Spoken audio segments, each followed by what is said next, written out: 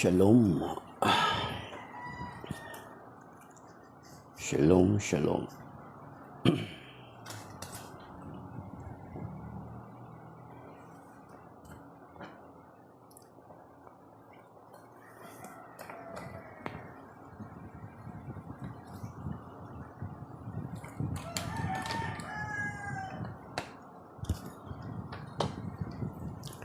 Ang share ko isi-share ko ngayon is about growing in faith.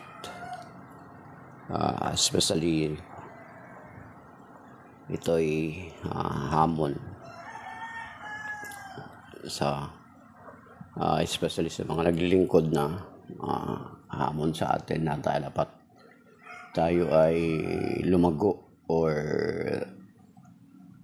tumibay sa ating pananampalataya.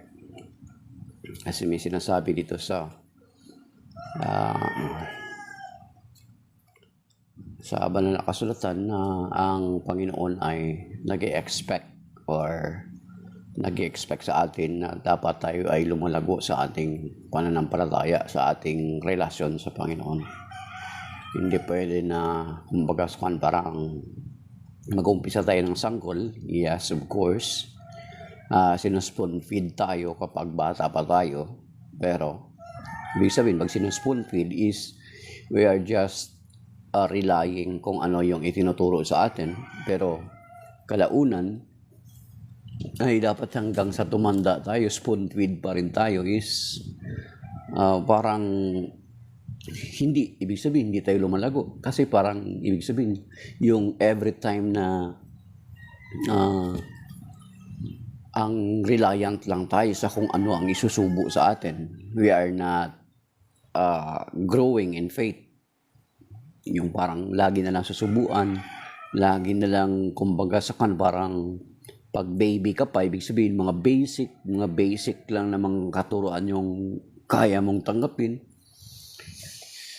Yung parang ganun ang nangyayari. Sabi nga dito sa Hebrew chapter 5 hanggang sa chapter 6 ay may sinabi po rito, mga kapatid, na pwede natin pagnilayan. Sabi dito ay Hebrew chapter 5 verses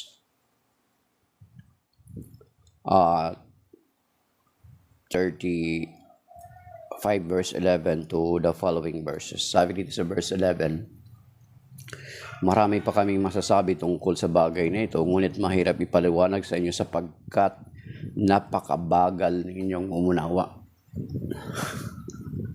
So, ang Hebrew is considered as Catholic epistle or Catholic writings because it is not addressed to one specific community, kundi address siya sa pangkalahatan. Kaya tinatawag na Catholic epistle. Unlike nung halimbawa Thessalonica, Efeso,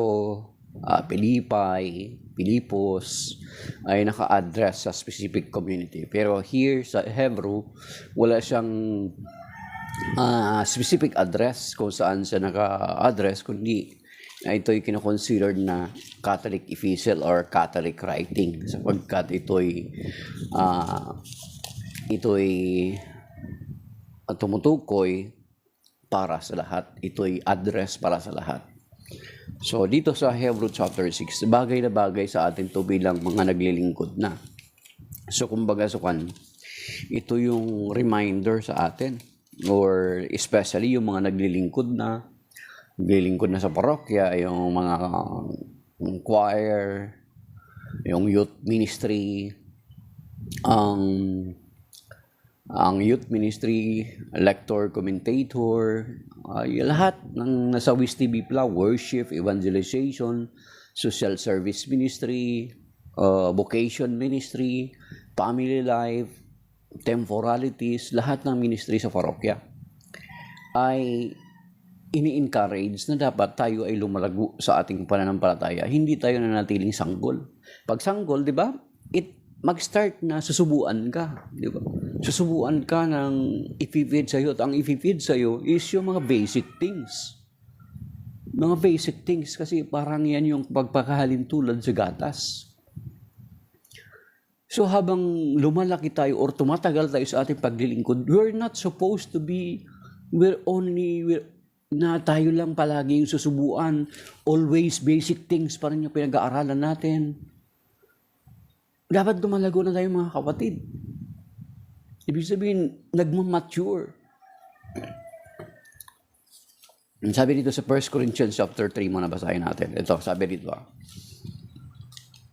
Mga kapatid, hindi ko kayo makausap bilang mga taong nagtataglay ng Espiritu.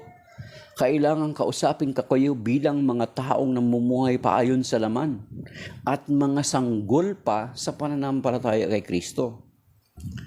Gatas ang binibigay ko sa inyo noon at hindi matigas sa pagkain sapagkat hindi ninyo kaya yun.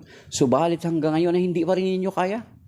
Sapagkat nanaig pa rin sa inyo ang laman, ang inyong pag-iinggita na pag-away ay palatandaan na makasanibutan pa kayo at namumuhay ayon sa laman.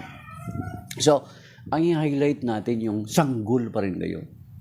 Pag sinasabing sanggol, of course, spoon feed, mga ipapakain, gatas, yung mga malalambot, mga smash food. Pero habang lumalago tayo sa ating pananampalataya, natututo na tayong kumain ng sarili natin. Natututo na tayong kumakain ng karne, hindi na puro gatas. What does it mean pag sinabing karne? Ibig sabihin, it's not anymore basic things yung ating pinag-aaralan. Kahit sa youth ministry, ang youth ministry, kung matagal na sa youth ministry, hindi pwede na puro na lang basic things din. Kasi supposed to be, ang mga youth ministry, lalo na kung ilang taon na yung youth ministry, ay naglumalago rin. Ang mga extraordinary ministers of the Holy Communion, much more. Mga lectors and commentators. Ganun din. Kasi biro nang babasa sila ng salita ng Diyos. Pero ang mga seminar na kanilang naatinan lang, basic Bible seminar lang. Wala nang continuity ng formation. Dapat mayroong continuity of formation, mga kapatid. Hindi pwede na sanggol tayo for life. Lagi na lang susubuan. Palagi na lang mga basic yung pag-uusapan. Hindi tayo lumalalim sa ating pananampalataya. Hindi tayo lumalago sa ating pananampalataya. Ito yung sinasabi sa 1 Corinthians chapter 3 ni St. Paul. Address niya sa community ng mga taga-Corinto. Hindi ko kayo makakausap ng kasi kayo mga sanggol pa at hanggang ngayon hindi nyo pa rin kaya. So dapat, ibig sabihin mga kapatid, ang hamon sa atin is lumalago tayo sa ating pananampalataya. Hindi tayo mananatili doon sa mga basic things lang, mga basic teachings. As we grow old in faith, as we grow in years sa pagsiserve, dapat lumalago tayo. Tumutubo tayo. Bumabunga tayo. The Lord is expecting us fruits. Diba, nung nagtanim ang Panginoon, sabi niya, puputulin na lang sana kasi parang pasikip lang, hindi naman lumalago. Sabi nung tagapangalaga, Lord, bigyan pa natin ng pagkakataon o kaya natin ang puno, diligan, labgyan ng pataba. Ibig sabihin, nag-expect ang Panginoon sa atin na dapat lumalago tayo sa ating pananampalataya, mga kapatid. And then dito sa Hebrew chapter 5 kanina, yung balikan natin, Hebrew chapter 5. Hanggang chapter 6 yun eh.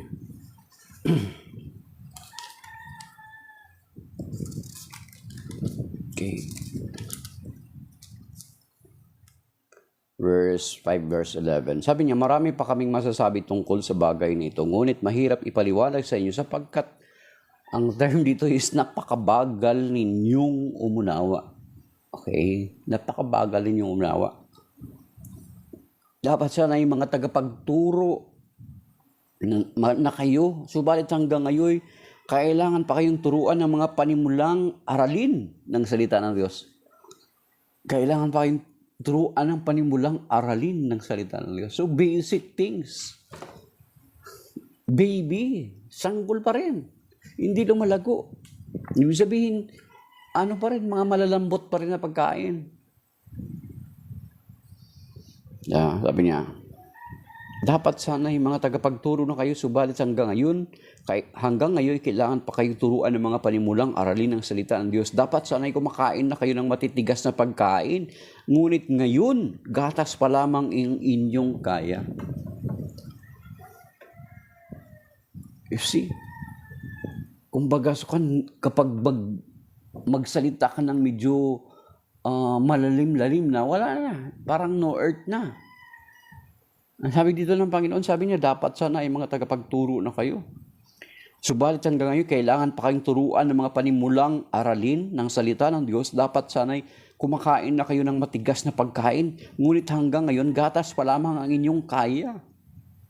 Basic things pa rin yung gusto nating marinig. Gusto nating pag-aralan. We are not growing. So kahit sa youth ministry, huwag niyo sabihin ng mga kabataan kayo. Kailangan na rin ninyong lumago sa pananampalataya. Kahit na rin ninyong mag-level up. Kailangan na rin ninyong mag-level up sa inyong pinag-aaralan. Much more sa extraordinary ministers of the Holy Communion. Diba? Kasi kung minsan kapag walang pare, nagliliturhiya tayo. Hindi nang alam lang natin mga basic things na sana lumalago na tayo. Paano tayo lumalago kung among ourselves is hindi tayo nag-aaral ng mga bagay-bagay na dapat ikalalalim ng ating pananampalataya? We are being prevented na pag-aralan or talakayin yung mga bagay-bagay na dapat na tinatalakay natin. Sabi rito, verse 13, ang sanggol pa ay nabubuhay sa gatas at wala pang karanasan tungkol sa mabuti at masama. Verse 14, ang matigas na pagkain ay para sa may sapat na gulang at dahil sa pagsasanay ay marunong ng kumilala ng pagkakaiba ng mabuti at masama. So, talagang we are being expected to grow in our faith, mga kapatid.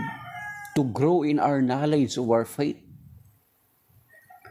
Kaya nga marami sa ating mga Katoliko, kahit yung mga nagsaserve na, naaakay pa rin sa ibang mga sekta, napapaniwala pa rin ng ibang mga sekta. Whereas kung talagang totoong inaral natin yung ating pananampalataya, there is no chance that you will go to other sect and denomination. That is very true. Kasi kung ang sabi nga ni Father Larry Paraon, narinig ko dati, sabi niya, ang pag-aaral sa kanila, they are just studying or they are just learning or ang kinikilatis lamang nila is yung patungkol sa totoong simbahan. Yung pinag-aaralan nila, sabi ni Father Larry Paraon, narinig ko to dating apologist din si Father Larry Paraon taga-defender din ng Catholic faith yun bago namatay. Kasi kung napag-aralan mo na yung totoo, madali mo na lang madidistinguish yung peke. Yan. We are supposed to grow, mature sa ating pananampalataya. Hindi pagsanggol, pag ang sanggol, ang pagiging sanggol natin sa pananampalataya, siguro it takes 3 years. Pero kung tumatagal ka na sa paglilingkod mo, tagal ka na sa pag-serve mo, yung mentality mo, yung spirituality mo pa rin is bata pa rin. Yung alam mo, mga basic things pa rin. Then there is a problem in our maturity, in our spirituality. Sabi niya, ang matigas na pagkain, we're supposed, ay para na sa may sapat na gulang. At dahil sa pagsasanay ay marunong ng kumilala ng pagkakaiba ng mabuti at masama. So, ibig sabihin, matigas na pagkain, dapat ang inaaral natin, hindi na basic things. Hindi na dapat tayo doon sa basic Bible sharing group or BSG, mag-stick. Ibig sabihin, you are leveling up your faith. Nag-aaral ka na ng apologetics, nag-aaral ka na ng Catholic doctrines, pinag-aaralan mo na yung ng malalim-lalim yung salita ng Diyos. Hindi pwede na, ay, basic lang tayo. Reflection lang yung pag-uusapan natin dito. Pag ninilay lang, reflection lang. Wag nating i-touch yung apologetics. Kaya kahit ang tagal-tagal na sa paglilingkod, naku-convert pa rin sa ibang sekta. Bakit? Kasi mismo yung mga basic things or yung iba pa nating dapat pag-aralan sa ating pananampalataya ay hindi natin na pag-aaralan. That is why, kuminsan parang nagiging ID, nagiging parang, dati akong, papakita yung picture, dati akong lector, dati akong youth ministry, dati akong altar server, dati akong lay minister, nag-convert sa ibang sekta. Ang tanong, nung nag-convert ka, ano yung alam mo bilang Katoliko? The fact na nag-convert ka, ibig sabihin, yung kaalaman mo sa iyong pananampalatang Katoliko ay maliit lamang. Di ba? Ito sabi dito. Verse 6, ito pa nga, mga kapatid, ang challenge, sabi dito. Verse 1, kaya iwan na natin ang mga panimulang aralin tungkol kay Kristo at magpatuloy. Did us stay left behind basic things? Kasi basic things are considered yung parang pang baby Christians natin na aral para sa atin nung bago pa tayo sa ating paglilingkod. Sabi dito, kaya iwan na natin ang mga panimulang aralin tungkol kay Kristo at magpatuloy. Level up na. Sabi niya, magpatuloy tayo sa mga aral na para sa may mga sapat na gulang na. Tigilan na natin ang muling paglalagay ng pundasyon tungkol sa pagtalikod, sa mga gawang walang kabuluhan at tungkol sa pananampalataya sa Diyos, tungkol sa iba't ibang seremonya ng paglilinis, pagpapatong ng mga kamay, at tungkol sa muling pagkabuhay ng mga patay, at sa hatol na walang hanggan. Magpatuloy na tayo. At yan ang gagawin natin kung luluubin ng Diyos. Verse 4. Kasi kung puro basic things lang alam mo, ito sabi niya, sapagkat paano pang panumbalikin upang magsisi ang mga tumalikod na sa kanilang pananampalataya. Dati naliwanagan na sila, nakalasap na makalangit na kaloob at naging kabilang sa mga tumanggap ng Espiritu Santo. Nakalasap na rin sila ng kabutihan ng salita ng Diyos at nakadama ng kapangyarihan ng Diyos at nalubusang nahayag sa panahong dating. Kapag sila'y tumalikod, pagkatapos malasap ang lahat ng ito, hindi na sila maaring mapanumbalikin upang magsisipang sapagkat muli nilang ipinapako na krus at nilantad sa kanilang kahiyan ang anak ng Diyos. So paano natin sila mapanumbalikin sa pananampalataya kung yung alam natin ay basic things lang? Ano yung sasabihin natin sa kanila? So, moving forward, hindi pwede na kahit sa youth ministry, ito sinasabi ko, kahit sa youth ministry, hindi pwede na puro lang basic things yung pinag-aaralan nyo. Much more. Kahit sa ibang, kahit sa lectors and commentators. Sa mga evangelization ministry, talagang minsan kahit yung mga coordinator pa, kahit yung mga lectors and commentators na tamad mag-daily readings ng Word of God, mga gospel readings. Dapat nga, everyday, nagkakaroon tayo ng daily Bible reading kasi may Bible guide tayo At ang mas mataas na ina-expect sa atin, especially sa extraordinary ministers of the Holy Communion, dapat mas mataas yung level ng ating kaalaman. Hindi pwede na basic lang. Ito yung sinasabi sa banal na kasulatan.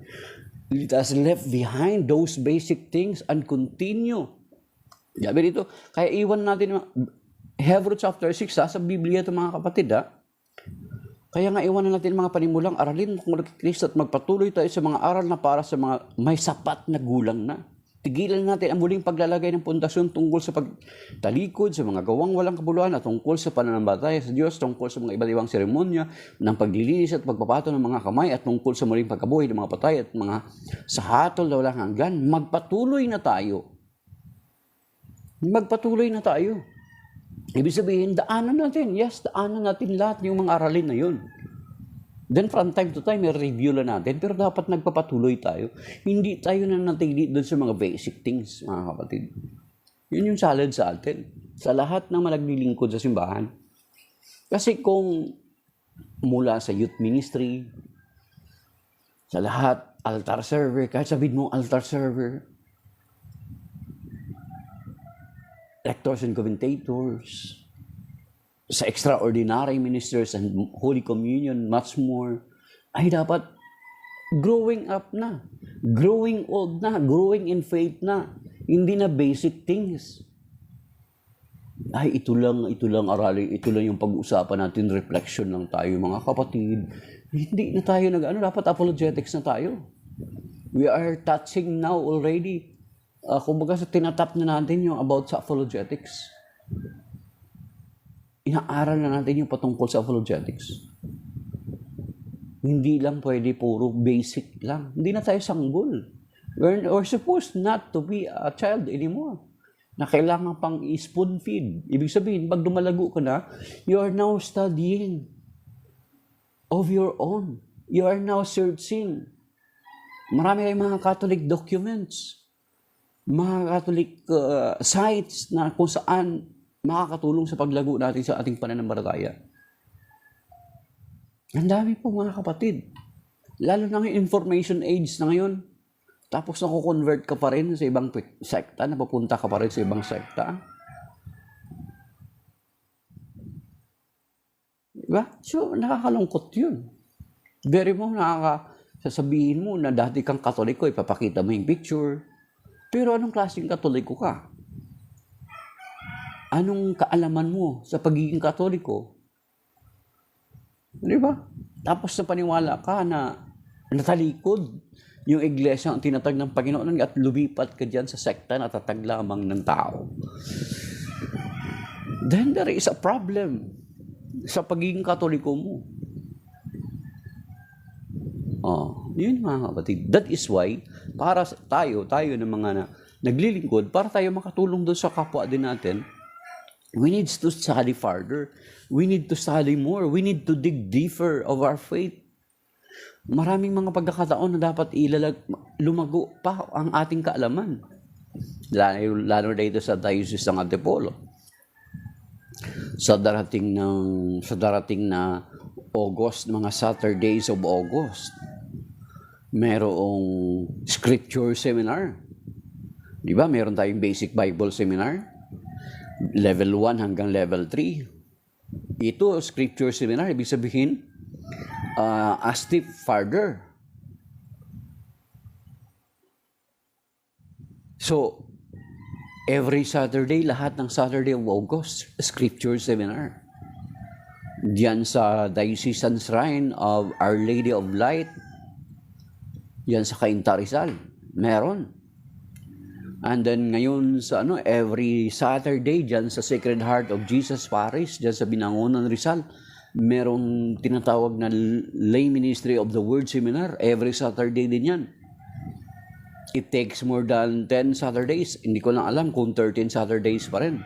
Kasi kami dati 13 Saturdays. So yung mga bagay na yun, kung gusto nating matuto at lumago sa ating pananampalataya, dapat nagle-level up na tayo sa ating paglingkod. Nagle-level up na tayo sa ating pag-aaral. Hindi na yung basic, ito sinasabi nga, let us stay left behind those basic things, sabi dito. Kaya iwan natin ang mga panimulang aralin tungkol kay Kristo at magpatuloy tayo sa mga aral na para sa mga may sapat na gulang na. Tigilan natin mga muling paglalagay ng pundasyon tungkol sa pagtalikod sa mga gawang walang kabuluhan at tungkol sa pananampalataya sa Diyos. So, ibig sabihin, those are basic things lang. So, dapat let us grow in faith. Let us grow in our understanding. Let us grow in our knowledge. Paano lalago ang ating pananampalataya kung lagi na lang ang ating pinag-aaral ay mga basic things? Kung lagi na lang ang ating pinag-uusapan ay mga basic things. Hindi tayo nag-explore. Hindi tayo nag-level up. Ano lang tayo tawag nito? Defendant lang tayo kung ano yung isuspoon feed sa atin. Di ba? So kung ikaw, na matagal ka na sa paglilingkod, spoon feeding pa rin yung style ng ang ginagawa sa iyo, then you are not growing. Kaya no wonder na kaya kang iakayin ng iba sa kanilang pananampalataya kasi yung kaalaman mo sa iyong pananampalataya ay kulang at napakaliit pa or sanggol pa lamang ang level ng iyong pananampalataya. So how can we teach others, or how can we share to others if we do not have? So, lalo na, di ba, hindi amin naman ng mga kaparian natin, hindi naman nila kaya lahat igampanan kasi sa dami-dami ng nasasakupan nila. So tayo na mga laiko, especially yung mga lay leaders, sa mga laiko na naglilingkod sa simbahan, we're supposed to be katuwang ng ating mga kaparian sa ating mga parokya. Kasi nung bininyagan tayo, di ba, yan, basic din to. Basic things din to. Ay tinanggap natin or nakibahagi tayo sa threefold mission ng Panginoong Jesucristo, yung pagiging pari, hari, at propeta. So sa pagiging propeta natin, ay nagbabahagi tayo ng salita ng Diyos. Then how can we give to others, sa kapwa natin Katoliko, kung yung alam natin is mga basic things lang? Mga maliliit lang na bagay ang alam natin. Paano na maliliit lang yung bagay na alam natin? Because we are not exploring. We are still spoon feeding. We are not exploring our faith. Ang dami ng mga resources tayo na mapagkukuhanan para lumago ang ating pananampalataya. Yung mga kapatid, challenge sa atin. Ang dami pong mga resources, mga Catholic resources na lumago na yung ating pananampalataya. Ibig sabihin, kapag hindi ka nasanggol sa pananampalataya, natututo ka na mag-explore kung ano yung mga dapat mong kainin. Kumakain ka na ng karne, hindi puro gatas. Hindi ka na dependent sa spoon feeding. Natututo ka ng kumain by your own. Yun mga kapatid. So yun yung sinasabi ngayon sa Hebrews chapter 5 verse 11 to 14, then chapter 6 verse 1 to